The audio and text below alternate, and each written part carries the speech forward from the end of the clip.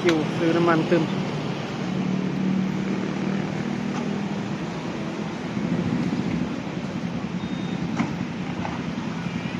มีปั๊มได้คือกันมาเนาะรอคิวใส่น้ำมัน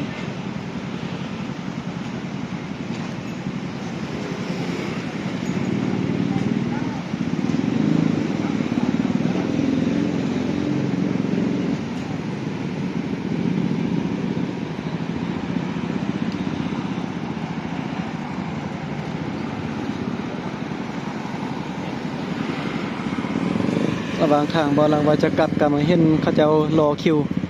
ใส่น้ำมันอีกเติมเนาะซึ่งว่าแต่ละปั๊มก็เป็นคือกันเมื่อไรแต่ละปั๊มนะปานลิ้นบุญเนาะ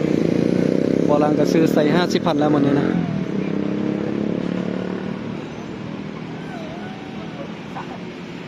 พอดีเห็นรถน้ำมันคันนี้มาเนาะตอนที่บอลังกำลังมาเมื่อกี้นะ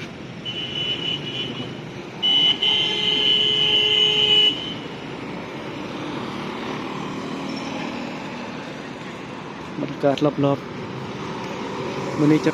พามาเบิ่งบรรยากาศในเมืองมาเบิ่งความวุ่นวายนะในการสอกซื้อน้ำมันการใช้ชีวิตกัน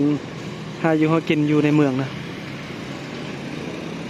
น้ำมันนี้เดี๋ยวนี้สอกยากขนาดเลยเดี๋ยวนี้เนี่ยไปปั๊มได้กะหมดเนาะ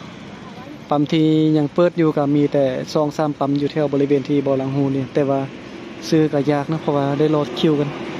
ถ้าว่ามาตอนแรงแบบนี้ก็ยังโอเคอยู่นะเพราะว่าอากาศบ่ร้อนถ้าว่ามาตอนช่วยนี่อากาศร้อนในตากแดดเลยเนาะมาซื้อน้ำมันนี่ได้เอาข้าวเอาน้ำเตรียมมาพร้อมถ้าว่าไผบ่เชื่อก็ลองมาเบิ่งเนาะตอนช่วยนี่ได้เอาน้ำกินมาเอาข้าวมาพร้อมนะ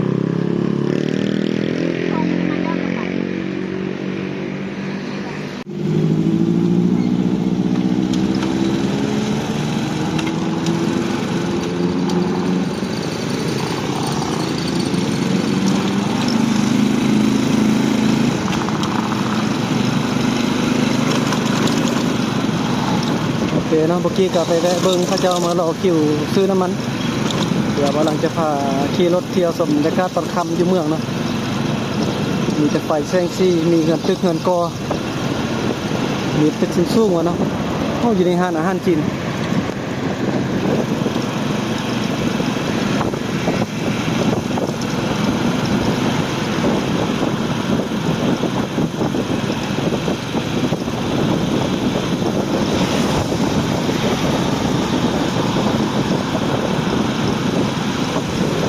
การใช้ชีวิตอยู่เมืองใหญ่ก็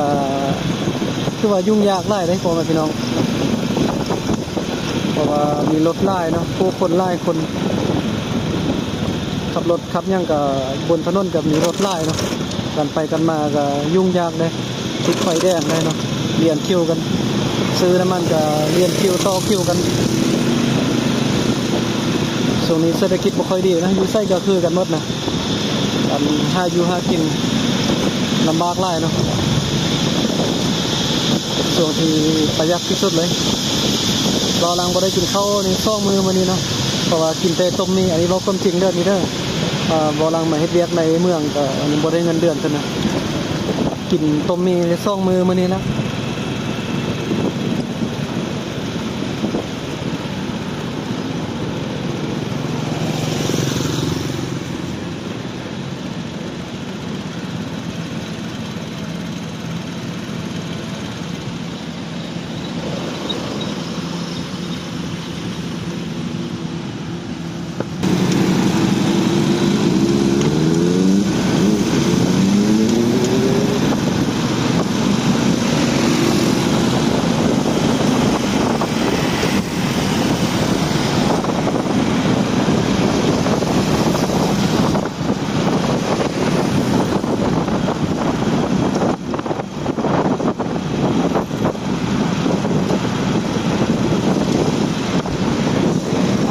หลังนี้สู้แค่สู้ว่า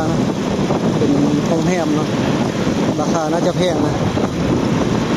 บอลังก็อยากจะลองสัมผัสบรรยากาศขึ้นไปนอนพักผ่อนบ้างเนาะว่าจะเป็นจังได๋โรงแรมหรูๆแบบนี้นะสมวิวด้านถึงบ่เนาะ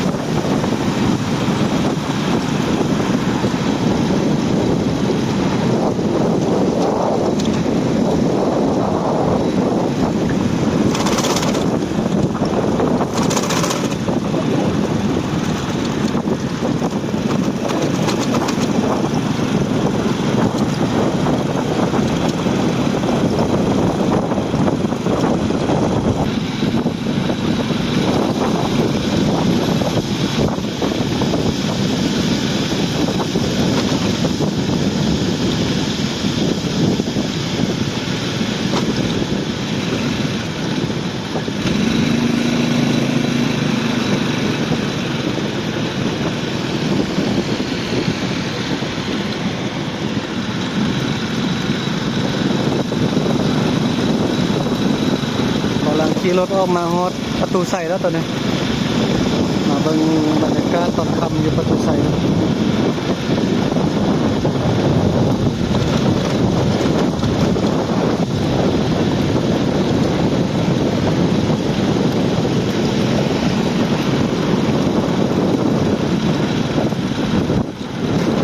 สวยงามหลายนะต้องไปซีเรื่องของด้านนี้นะงามขนาดไหน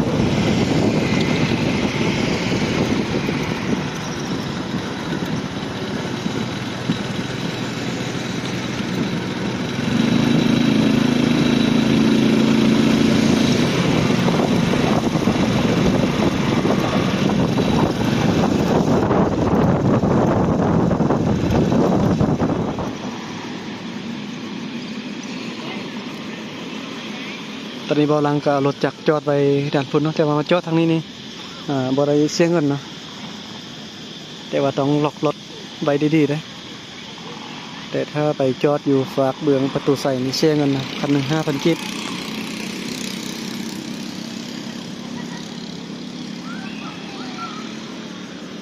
ตัวนี้จะเป็นเดินเนาะเขาจะมักมายางลิ้นมาออกกำลังกายแถวนี้นะแล้วก็จะมีอาหารขายของกินหลายอย่างเลยอยู่นี่บรรยากาศดีเนาะมานั่งเล่นมาพักผ่อนมาออกกำลังกายเนาะตอนช่วยนะพายอยากเก็บภาพมุมสูงขึ้นไปถ่ายอยู่ทางด้านเทิงของประตูใส่นี่งามเลย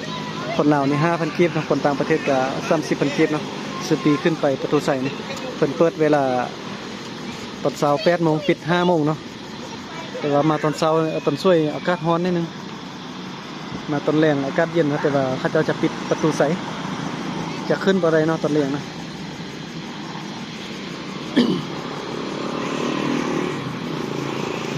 อยู่จุดใจกลาง อยู่จุดใจกลางเมืองเนาะ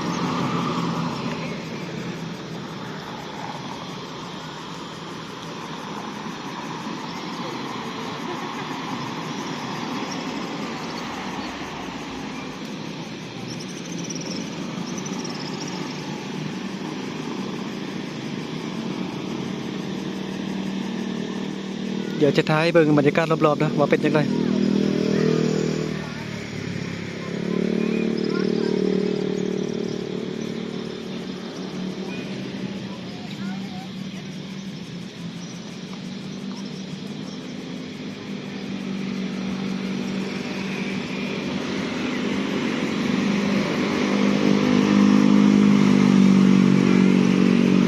กับประมาณนี้เนาะประตูใสอยู่เวียงจันทน์